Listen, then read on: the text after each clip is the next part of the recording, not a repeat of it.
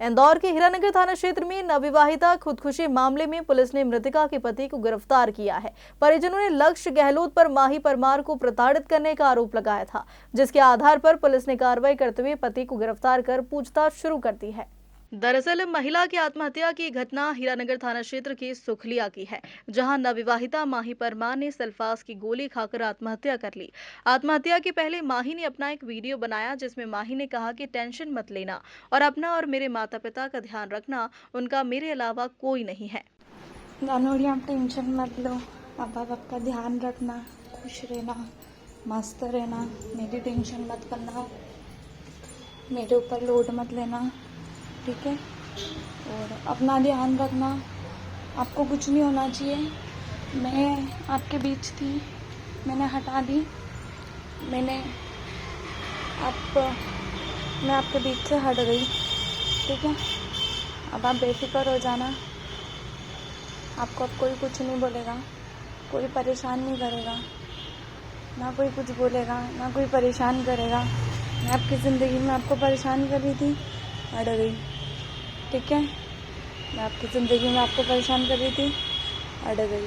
बब्बन में इस दुविधा में थी, ना मैं आपको कुछ बोल पा रही थी, ना मैं आदमी को कुछ बोल पा रही थी, हट गई। अब आप खुश रहना, स्वस्थ रहना, मस्त रहना, ठीक है। जो होगा देखेंगे, है ना। आप बेफिक्र हो जाओ, जो भी होगा समझेंगे, है ना। आई लव यू बेबी, ध्यान रखना अपना, है ना। अपना ध्यान रखना, खुद कभी भी किसी को परेशान मत करना, ध्यान रखना। मम्मी पापा का ध्यान रखना, बहनों का ध्यान रखना, मेरे मम्मी पापा का ध्यान रखना, मेरी बहन का ध्यान रखना।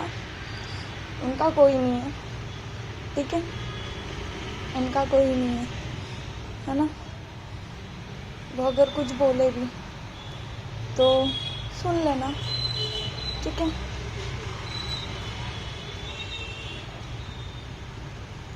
पर मेरे पापा मम्मी का ध्यान रखना, दोनों पापा मम्मी का, इनका कोई नहीं है और ना कोई था मेरे अलावा, ठीक है।